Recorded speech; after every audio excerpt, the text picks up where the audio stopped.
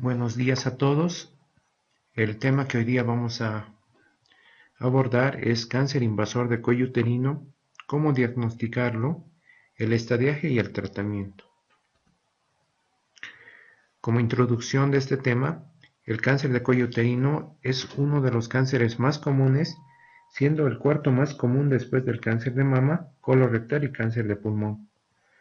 La Globocam, que es la estadificación del cáncer global, el 2020 estimó que en todo el mundo existen aproximadamente 604.000 nuevos casos de cáncer de cuello uterino, con 342.000 muertes anualmente. El 80% de las mujeres seguidas a lo largo del tiempo al menos adquirirán una infección por virus de papiloma humano de alto riesgo que muestra su facilidad de transmisión. El virus del papiloma humano, los genotipos 16 y 18 representan en sí, entre los dos, el 71% de los casos.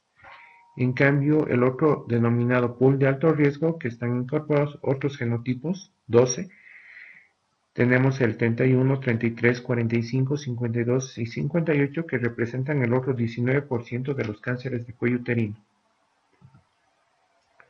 El número de casos en el 2020 en Bolivia, sacado de la IARC, el cáncer de cuello uterino continúa siendo la primera causa de morbimortalidad, detectados el 2020 aproximadamente 1.985 casos, que equivalen al 21.9%, seguido de los cánceres de mama, cuerpo uterino, vejiga y estómago. Como introducción al tema, ya enfocándonos en lo que es el cáncer, aunque los cánceres de cuello uterino se originan de células con cambios precancerosos, solo algunas de las mujeres con cambios precancerosos de cuello uterino padecerán cáncer. En la mayoría de las mujeres, las células precancerosas desaparecerán sin tratamiento alguno. Sin embargo, en algunas mujeres, los precánceres se convierten en cánceres verdaderos o invasivos, y el tratamiento de los precánceres de cuello uterino se puede prevenir casi en todos los cánceres. Tipos de cáncer de cuello uterino, tenemos dos, ¿no? Los cánceres de cuello uterino y los precánceres se clasifican según el aspecto que presentan al observador con un microscopio en el laboratorio. Los dos tipos más comunes de cáncer de cuello uterino son el carcinoma de células escamosas, que es el más común, y el adenocarcinoma, que es menos común. La mayoría, 9 de 10 casos de estos, son carcinomas de células escamosas. Estos cánceres se desarrollan a partir de células en el exocervix. Los carcinomas de estas células se originan con mayor frecuencia en la zona de transformación, que es la unión de las dos uniones escamocolunares, tanto la antigua o original y la nueva fisiológica en sí, donde el exocervix se une al endocervix. La mayoría de los otros cánceres cervicales son adenocarcinomas que se originan de células glandulares. El adenocarcinoma cervical se origina en las células de las glándulas productoras de mucosidad del endocervix. El cáncer de cuello uterino, que tiene características tanto de los carcinomas de células escamosas como de adenocarcinomas, es menos común, y estos también se denominan carcinomas adenoescamosos o carcinomas mixtos, que son muy raros. La clínica del cáncer de cuello uterino de cervix, ¿no? Es posible que el cáncer de cuello uterino en estadio temprano no causa signos ni síntomas perceptibles, o sea, pasa en otras palabras asintomática. Los posibles signos y síntomas de cáncer de cuello son los siguientes: cuando existe hemorragia vaginal, cuando hay un flujo vaginal inusual o normal, puede haber dolor pélvico, puede existir dispareunia y la hemorragia poscoital, que se conoce con el nombre de sinusorragia. ¿Cómo se hace el diagnóstico del cáncer de cuello uterino? Entonces, como ya hemos mencionado anteriormente, hay varios métodos de diagnóstico de cáncer de cuello uterino, entre estos los antecedentes y la historia familiar, el examen físico, el examen pélvico, se puede realizar el estudio citológico del cuello uterino, que es el frotis de Papa Nicolau, se puede complementar con la prueba de PPH, que es un test molecular, el legrado endocervical en caso de sospecha de adenocarcinoma o atipia glandular, la colposcopia y la biopsia, que es mandatoria, ¿no?, en todos estos casos. Esta es una imagen de cómo se puede diagnosticar cáncer de cuello uterino invasor. Se puede realizar la biopsia directamente a nivel del cervix con la biopsia, con la pinza de biopsia o sacabocado, o se puede realizar el conobiopsia para llevar anatomía patológica y que más o menos nos oriente a qué nos estamos enfrentando. El diagnóstico también se puede realizar por métodos auxiliares, entre estos las pruebas y procedimientos para evaluar la extensión de la enfermedad son las siguientes. Se puede realizar una tomografía computarizada, el PET scan o tomografía por emisión de positrones, la cistoscopia, se puede realizar la laparoscopia, radiografía de tórax, ecografía y las imágenes por resonancia magnética. Todos estos métodos auxiliares son de mucha utilidad para ver invasión de cuello.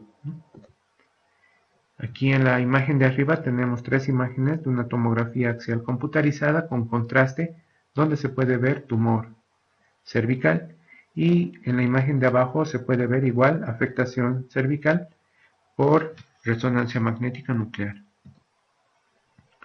Esto es muy importante, también nos sirve como método de tamizaje o screening el PAP y la prueba de BPH que se denomina COTES, como mencionamos en las anteriores clases. Desde su introducción, el estudio del Papa Nicolau del cuello uterino, en sí el frotis de Papa ha sido el pilar para la detección de cáncer de cuello uterino. Sin embargo, técnicas moleculares para identificación de DNA del BPH son muy sensibles y específicas. Hemos dicho que la sensibilidad y la especificidad son mayores a un 95%. Las opciones vigentes para los exámenes de detección son las siguientes. Se puede realizar el PAP solo, el COTES, que es el PAP y la prueba de BPH, o la prueba de BPH, que se indica cuando es probable que el resultado permita clasificar a las pacientes en grupos de riesgo bajo y riesgo alto cuando se encuentra una displasia de grado alto o una lesión más grave.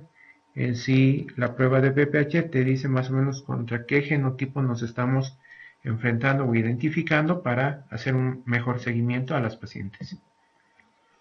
De acuerdo a los factores pronósticos, el pronóstico de cada paciente con cáncer de cuello uterino depende en gran medida del grado de diseminación de la enfermedad en el momento de diagnosticarlos. Más del 90% de los casos de cáncer de cuello se pueden detectar rápidamente mediante ya sea la prueba de Papa Nicolau y la del BPH, el test molecular. Las pruebas de PAP y BPH no se hacen cerca del 33% de las mujeres que cumplen con los requisitos para hacerlas, lo que conlleva una tasa alta de mortalidad, ¿no? Más alta que la esperada.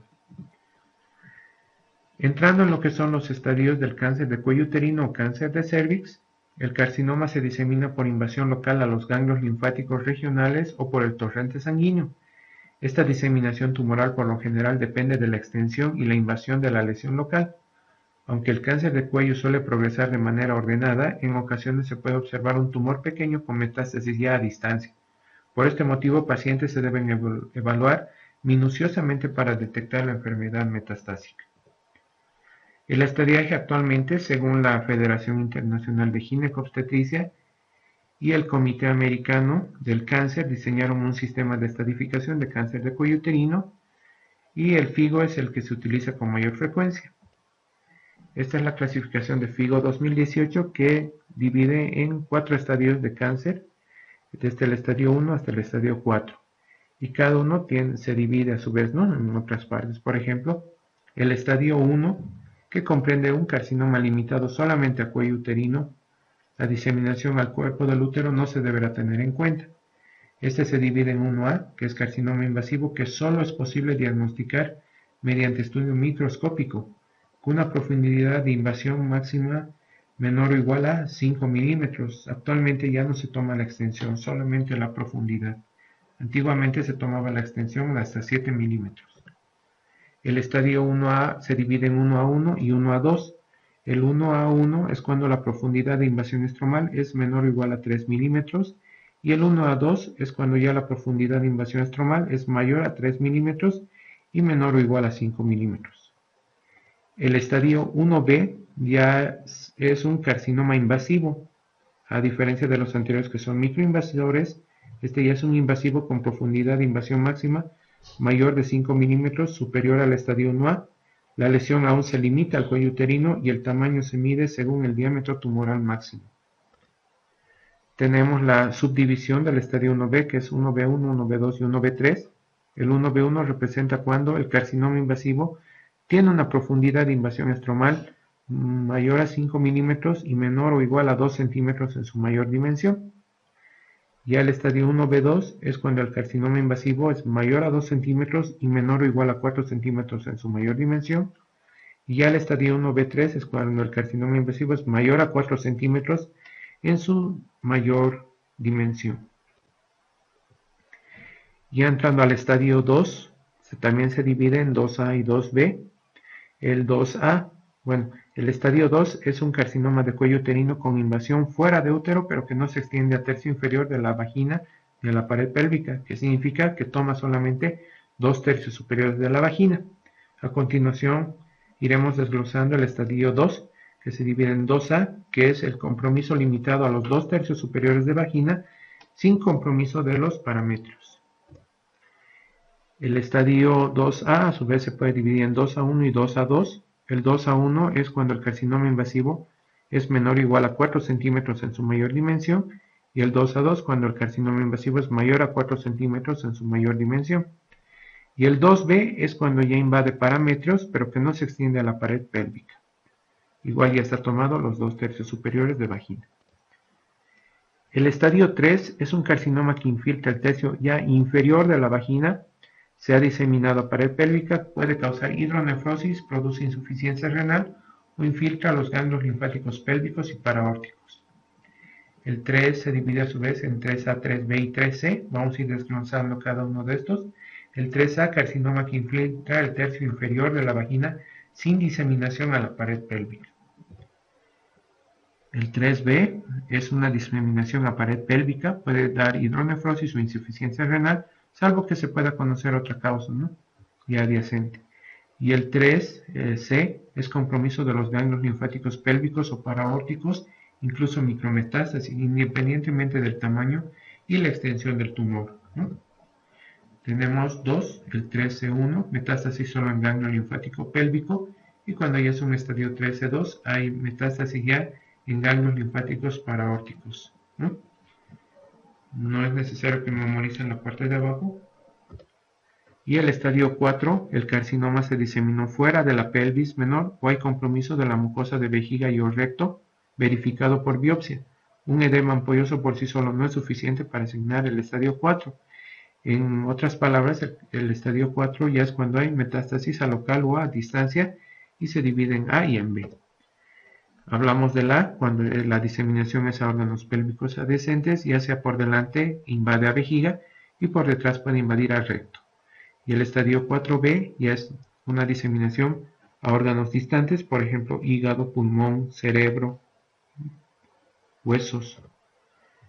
Y el tratamiento es lo que tendríamos que hacer, ¿no? Debemos evitar la progresión hacia un cáncer de cuello uterino y ofrecer el tratamiento adecuado para cada paciente.